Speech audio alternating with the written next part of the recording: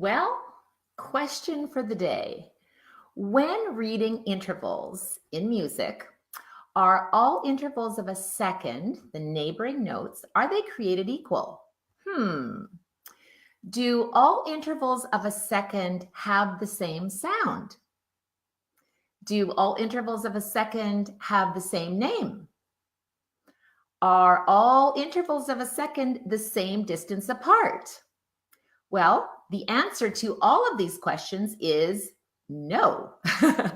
So buckle up your seatbelt because I'm about to reveal a reason number 9 in the top 15 reasons why we learn music theory faster through play.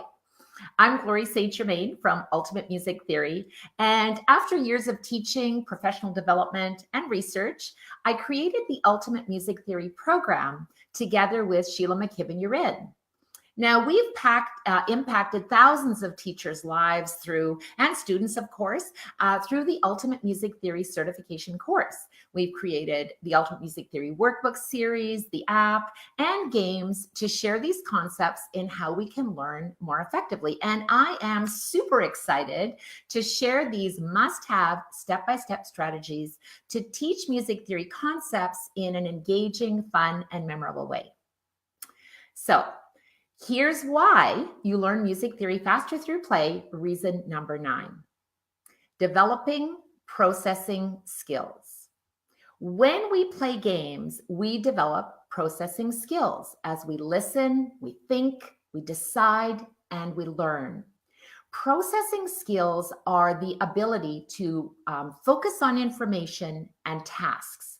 Now, processing speed is how quickly we process incoming information and respond. So processing speed is one of the most important skills in learning and is one of the main reasons, the main elements of the cognitive process. And today we are developing our processing skills. Are you ready? Okay, so here we go. Number 1, observe. So we gather information about the interval of a second. What does it look like? What does it sound like? Second, measure using musical measurements of distance. Is it a half step, a semitone, or is it a whole step, a whole tone? And 3, conclude. So based on the evidence of our findings, what type of an interval of a second, our neighboring notes, is it exactly? Is it a whole step, a half step, chromatic or diatonic, or is it an inharmonic equivalent? So we're going to have some fun today. Let's develop our processing skills as we play a game from the basic game pack called Busy Bees with Sola. And we're talking about neighboring notes. So here's our game, our little Busy Bees with Sola. And we're talking about neighboring notes written as an interval of a second and the difference that's between them. So a chromatic half step, a diatonic half step, an inharmonic equivalent, and a whole step. Who knew, right? So many. So inside the basic game pack is the guide. So I want to show you that on the back here. So this is the basic game pack. And on the back is the guide. So on the back, you will see the definition for each one of these terms. Now let's start by looking at the intervals on the whiteboard. All right, you ready for this? Get myself organized here.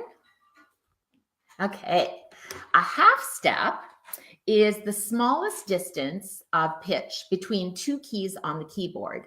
And there's different ways that we can identify these. So the first one is a chromatic half step. Now the word chromatic means the same letter name. So here we see C to C sharp on the keyboard, C to C sharp.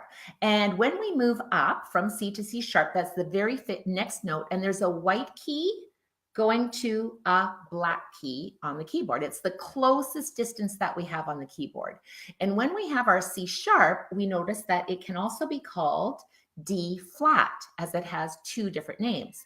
So diatonic means diatonic and different both start with the letter D. And that's a really easy way to remember it. So diatonic, different.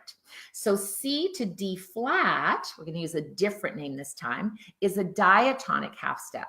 So now C sharp and D are both the same black key on the keyboard. And when we have the same note on the keyboard, we call that an inharmonic equivalent. So it's written as a second as movement, but in fact, when we play it, it's a repeated note. It's the same pitch, inharmonic equivalence. And finally, we see two neighboring notes of a second again, when we go from C up to D. And on the keyboard, this time we see that there is one black key in between them, which is equal to 2 half steps. So this one is called a whole step. So now we can recognize that we have a chromatic half step from C to C sharp, a diatonic half step from C to D flat, an inharmonic equivalent from C sharp to D flat, and a whole step moving from C to D. So now it's time to look inside the Basic Rudiments Workbook. So inside the Basic Rudiments Workbook, in lesson number 3, take a peek. Are you excited? So inside in lesson number 3, hopefully you can see all of that. Here's where students are learning all about half steps and semitones. And they're learning about diatonic and chromatic and what it means in association to the keyboards. They're learning about inharmonic equivalence, and they're also learning about whole steps. So now that we've learned all of that, it's time to process that information as it's time to play our game. So we're going to play Busy Bees with Sola. I'll move this guy over here. Busy Bees with Sola. I'm excited. I'm a game player. It's always fun to play games, right? So on the back of the Busy Bees with Sola, there are 6 ways to play the game. So we have lots of different options on how to play the game. And today we're going to play a game called Accidental Busy Bees. And this is the tabletop variation. So there's tabletop variation and there's at the piano. So we're going to play Accidental Busy Bees. So here's how it goes, whether it's a sharp, flat, or natural. Those are all accidentals. So the teacher points to a busy bee over here. Teacher points to a busy bee and the student names both notes, and then processes what type of a second is it, and draws a line to the correct busy bee as they answer the question, and then they can buzz loudly as they complete each one. So when you identify C down to B, so here I have C down to B, and you may need to look at the keyboard on your whiteboard, and that's okay. That's how we're learning. We're processing. So C down to B, we're going to go buzz down to a diatonic half step. Correct.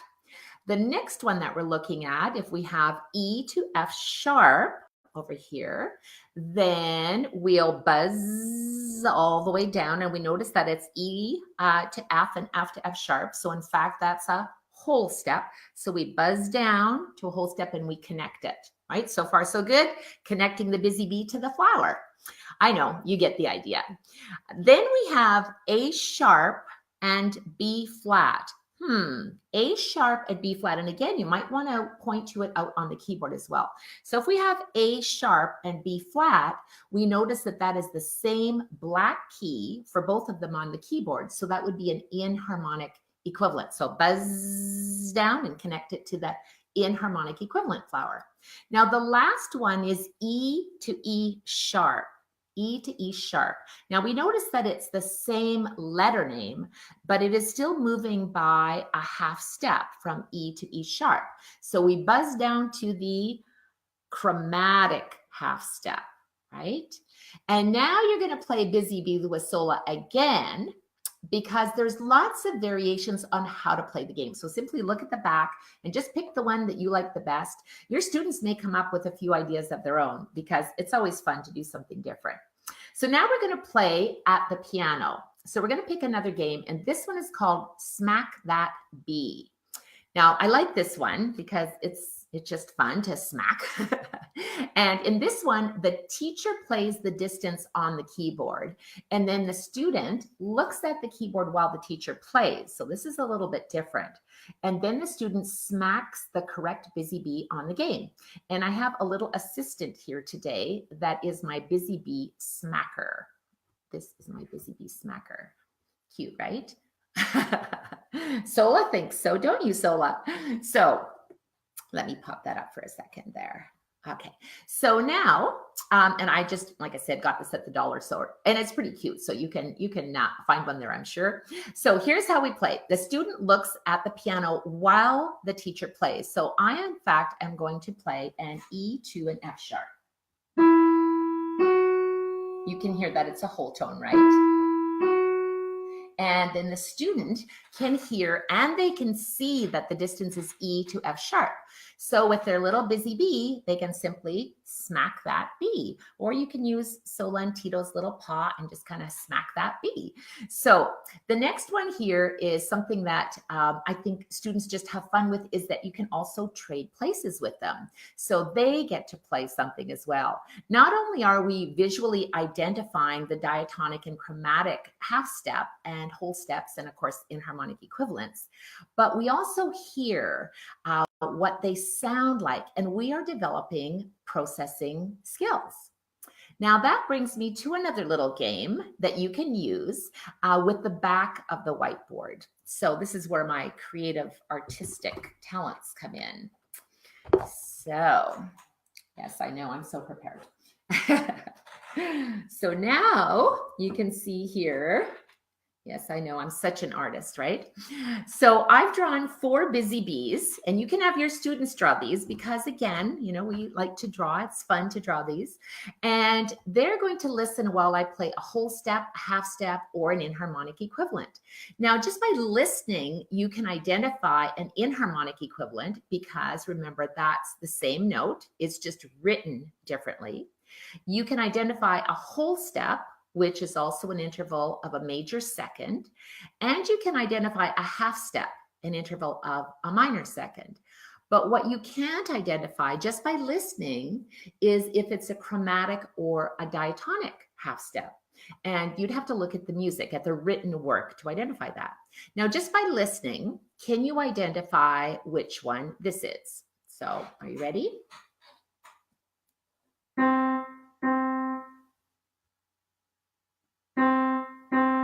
Well, if you said inharmonic equivalent, you are right. C to C is an inharmonic equivalent. But if it was written, it would be C to B sharp, right? So that's an inharmonic equivalent. Good job.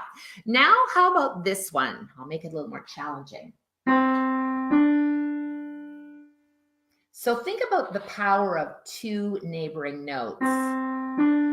Could you hear that was a whole step? Very good, major second, right? So the power of 2 neighboring notes. A half step is a minor second. I want you to see if you can recognize this half step. Right? That's Jaws, right? And almost as soon as we hear it, we identify that too. Now, how about this one? This one is also a half step. See if you recognize this one. Right? Sorry. So when we come down, we recognize that would be Fur-Elise, right? Good job. So now a whole step is a major second. So have a listen to this one. You might recognize that as If I Were a Rich Man, right? So now we're going to do one more, and this time I'm going to do repeated notes. So repeated notes would be, and you might add another type of repeated note at a higher pitch. Getting it? Twinkle, twinkle. So imagine one famous piece that has all of these repeated notes, half steps, and whole steps. Does anybody know? Can you take a guess? All right, I'll share it with you. One piece that has all of them.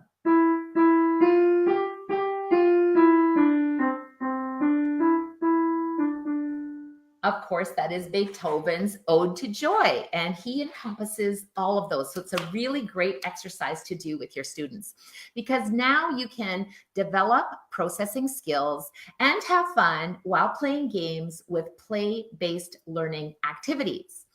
I hope you enjoyed learning with our Busy Bees with Solantito today.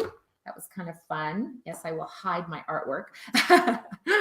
And at Ultimate Music Theory, all of the UMT games are designed by our Ultimate Music Theory certified teacher, Joanne Barker.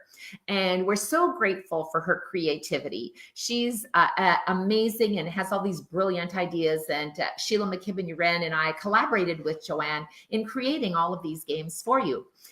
In our next video, I will reveal reason number 10 in the top 15 reasons why you learn music theory faster through play with a game called Sport Notes. It's time to play ball. You'll learn what sports notes and sports and music have in common. And it may not be what you think. So be sure to get your Ultimate Music Theory Party Pack because I want you to play with me. And that includes your prep game pack, your basic game pack, your very own Sola and Tito stuffies. They are just too cute. And of course, your Ultimate Music Theory whiteboard. And it also comes with the dry erase marker and eraser. So you are ready to learn through play. Now, if you have enjoyed our little video today on why we learn music through play, he's going to stay there. Great. Please love, comment, share, and subscribe so you will have access to all of our upcoming videos. And make sure to join our Ultimate Music Theory Facebook group because we've got lots of great discussions in there. And this is your group to ask questions, share ideas. What would you like to learn about? Or maybe you just have another game idea that you would think would be fun to play and you're willing to share with the rest of us in the group. So have an awesome day. And as always, sparkle like a sola and teach with passion. Yay.